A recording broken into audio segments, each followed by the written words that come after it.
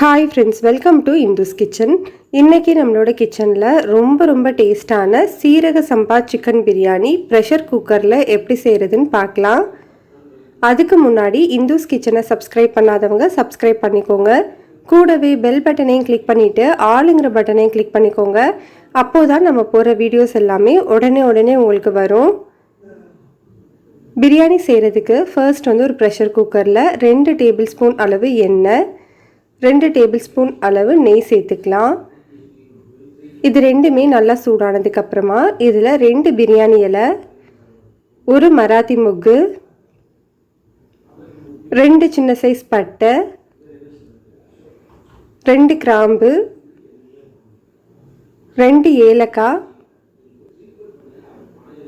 1/2 teaspoon சோம்பு சேர்த்து பொரிய விட்டுக்கலாம். இது ஒரு 30 செகண்ட் நல்லா பொரியட்டும். அதுக்கப்புறமா இதில் 2 பெரிய வெங்காயத்தை நீளமாக கட் பண்ணி வச்சுருக்கேன், அதை இதில் சேர்த்துக்கலாம். ஸ்டவ்வை மீடியம் ஹீட்டில் வச்சுட்டு இந்த வெங்காயம் நல்லா கோல்டன் கலர் வர வரைக்கும் நல்லா வதக்கி விட்டுக்கோங்க. வெங்காயம் நல்லா பொன்னிறமாக வரணும். நல்லா ஃப்ரை ஆகும்போது தான் நம்மளுக்கு பிரியாணி நல்ல டேஸ்ட்டாக இருக்கும். பாருங்கள், இப்போ நம்மளுக்கு வெங்காயம் நல்லா வதங்கி வந்திருக்கு. இந்த நேரத்தில் இதில் 1 டீஸ்பூன் அளவு இஞ்சி பூண்டு பேஸ்ட்டு சேர்த்துக்கலாம். இஞ்சி பூண்டோட பச்சை வாசனை போகிற வரைக்கும் நல்லா வதக்கி விட்டுக்கோங்க. இப்போ நம்மளுக்கு இஞ்சி பூண்டோட பச்சை வாசனை எல்லாமே நல்லா போயிடுச்சு. இது கூட இப்போ 3 பச்சை மிளகாய் சேர்த்துக்கிறேன். உங்களோட காரத்துக்கு ஏற்ற மாதிரி மிளகாயோட அளவை எடுத்துக்கோங்க. இது கூடவே 2 மீடியம் சைஸ் தக்காளியை சின்னதாக கட் பண்ணி வச்சுருக்கேன், அதை இதில் சேர்த்துக்கலாம். தக்காளி சீக்கிரமாக வதங்குறதுக்காக பிரியாணிக்கு தேவையான அளவு உப்பு, 1 டீஸ்பூன் கல்லுப்பு சேர்த்துக்கிறேன். இப்போ இந்த தக்காளி நல்லா மசிகிற வரைக்கும் வதக்கி விட்டுக்கலாம். இந்த அளவுக்கு தக்காளி நல்லா மசிஞ்சு வெந்ததுக்கப்புறமா இதில் 2 டீஸ்பூன் அளவு கெட்டியான புளிக்காத தயிர் சேர்த்துக்கோங்க. தயிர் சேர்த்துட்டு ஒரு 2 நிமிஷத்துக்கு நல்லா வதக்கி விட்டுக்கலாம்.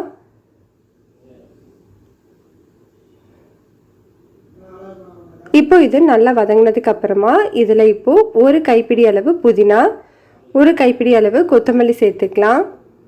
இது ரெண்டையுமே ஒரு 1 நிமிஷத்துக்கு மட்டும் வதக்கி விட்டுக்கோங்க. இதெல்லாமே நல்லா வதங்கினதுக்கு அப்புறமா 1/2 கிலோ அளவு சுத்தம் பண்ண சிக்கன் சேர்த்துக்கலாம்.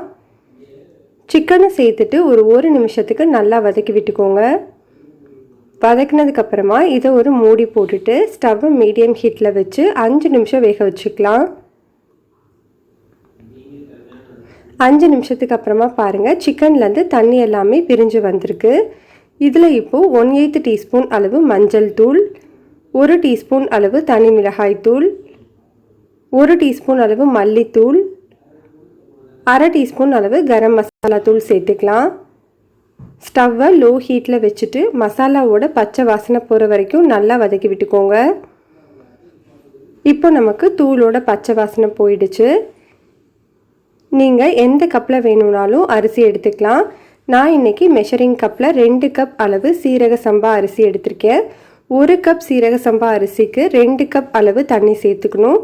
நான் 2 கப் அளவு சீரக சம்பா ரைஸ் எடுத்திருக்கேன், அதனால் 4 கப் அளவு தண்ணி சேர்த்துக்கிறேன்.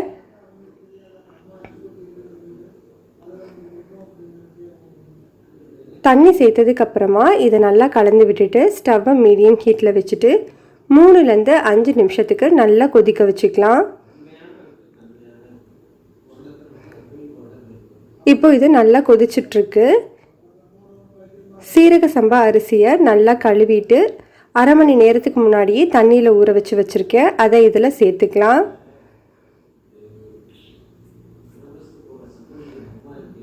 ரெண்டு கப் சீரக சம்பா அரிசி அப்படிங்கிறது 400 கிராம் அளவு இருந்தது. இதை இப்போது லைட்டாக மிக்ஸ் பண்ணி விட்டுட்டு ப்ரெஷர் குக்கரில் மீடியம் ஹீட்டில் 2 விசில் வச்சு எடுத்துக்கணும். குக்கரை மூடுறதுக்கு முன்னாடி கொஞ்சமாக கொத்தமல்லி, கொஞ்சமாக புதினா சேர்த்து விட்டுக்கலாம். இப்போ நம்மளுக்கு 2 விசில் வந்ததுக்கப்புறமா ப்ரெஷர் எல்லாமே தன்னால் அடங்கினதுக்கப்புறமா ஓப்பன் பண்ணி வச்சுருக்கேன். பாருங்கள், நம்மளுக்கு சூப்பராக பிரியாணி ரெடி ஆகிருக்கு. நம்மளுக்கு உதிரி உதிரியாக அடி பிடிக்காமல் ரொம்ப ரொம்ப டேஸ்ட்டாக இருக்கும். கண்டிப்பாக இந்த மாதிரி நீங்கள் ட்ரை பண்ணி பாருங்கள். இந்த ரெசிபி உங்களுக்கு பிடிச்சிருந்ததுன்னா லைக் பண்ணுங்கள், ஷேர் பண்ணுங்கள், கமெண்ட் பண்ணுங்கள். மறக்காமல் நம்ம சேனலை சப்ஸ்கிரைப் பண்ணி வச்சுக்கோங்க.